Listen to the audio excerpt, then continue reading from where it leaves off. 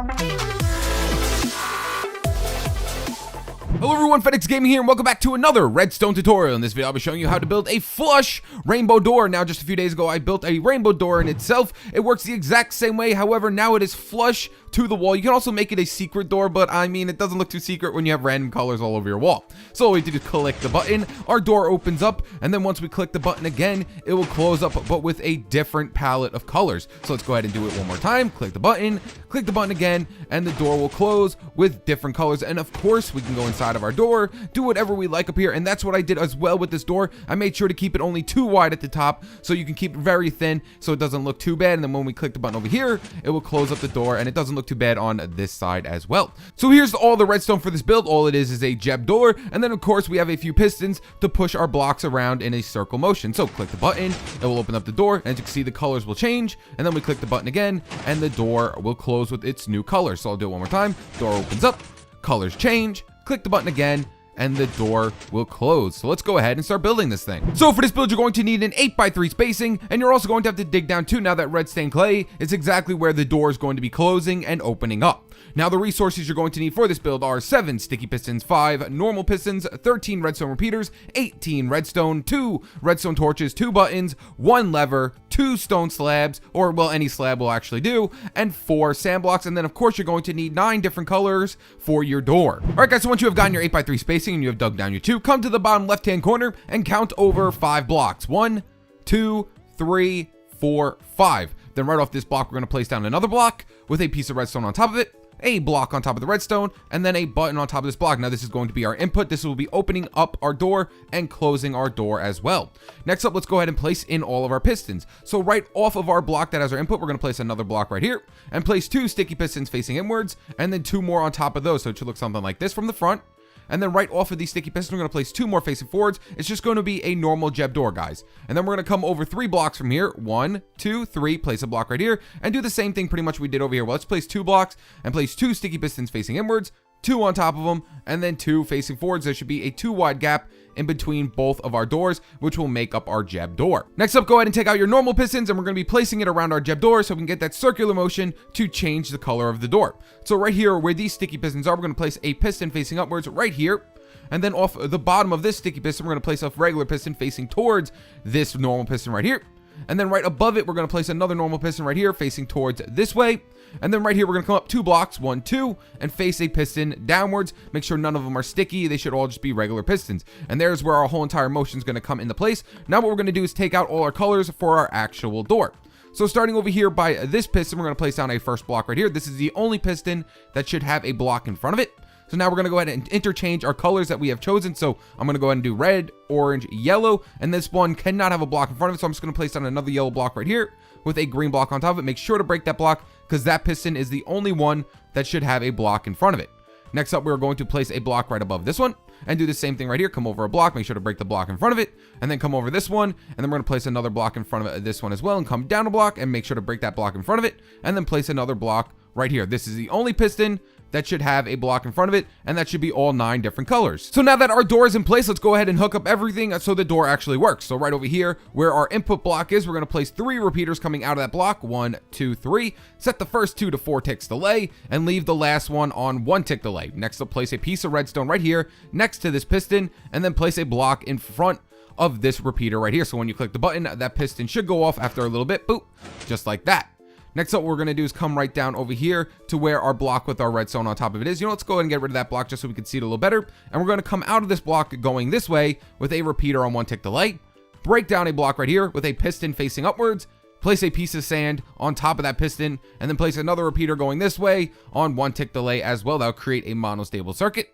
Next up, we're going to place a block up in front of our monostable circuit with a piece of redstone on top of it. Next up, coming off the side of this redstone, we're going to place a sticky piston facing upwards with a block on top of it. And then we're going to take our sand blocks once again and place 3 sand blocks on top of this block. So 1, 2, 3. We no longer need any of our sand. Let's go ahead and take our pistons out again. Then we're going to place a block right here next to our sand block with a piece of redstone on top of it. Place a lever right next to the block on this side. It has to be off the right hand side right over here.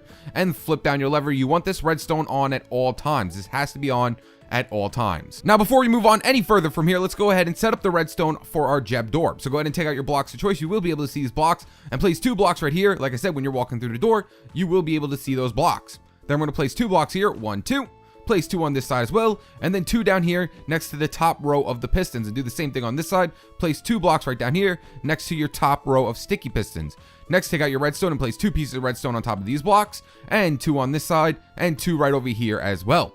Next up, take out your repeaters and place 2 repeaters going this way, both set on 1 tick delay. And do the same thing on the right hand side as well. Place 2 repeaters on 1 tick delay going in that direction, and then place a block in front of both repeaters. Now, if I send any power to this redstone right here, it should activate our Jeb door. So if I flip this down right here, as you can see, our Jeb door fully closes, and then when I flip it up, the Jeb door will open up. So now that we know our Jeb door is in the place, let's go ahead and start on the rest of our redstone. So now coming back to over here, we're going to place a repeater coming out for where our sand block is on 1 tick delay. Next, we're going to place a block in front of this repeater. So go into sneak mode and just place a block right in front of it.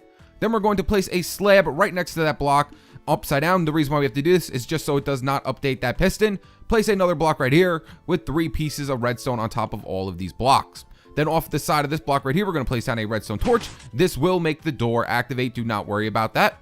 Then what we're going to do is come over here to where this block is and place a redstone torch on top of that block. It should go off.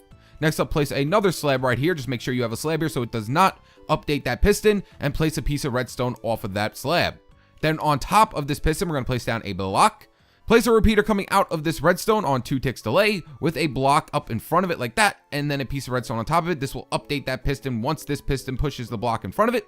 Then we're going to come back over here and place a block up in front of this redstone like this, a block down, and then place another repeater going this way on 2 ticks delay. And now we're almost done, guys. We only have one more thing to do, and that is to come right down here, and then off of this redstone right here, place another block next to this piston, and that is it, guys. You should be completely done. So when I click this button, our door should open up and the colors should rotate over. So click the button, the door will open up, and as you can see, our colors completely rotated. And then when we click the button again, the door will close and the colors will be different on our flush piston door. So let's go ahead and do it again. Click the button, the door opens up, colors rotate, click the button again, and now we have a different palette of colors for our door. So now what we have to do is the back button, and then we'll clean it up and we will be completely done. So to make the back buttons quite simple, we're just going to come over here and come out 1 block from this piston and place down a button right here.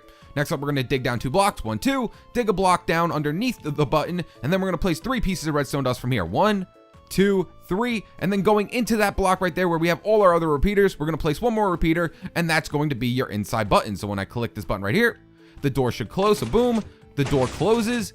And then, of course, when we click the button again, the door will open up. And that is it, guys. You are completely done. You can end the video here. But what I'm going to do now is just quickly clean up everything. So let me go ahead and take out my smooth sandstone. We're going to place some smooth sandstone right here and right here.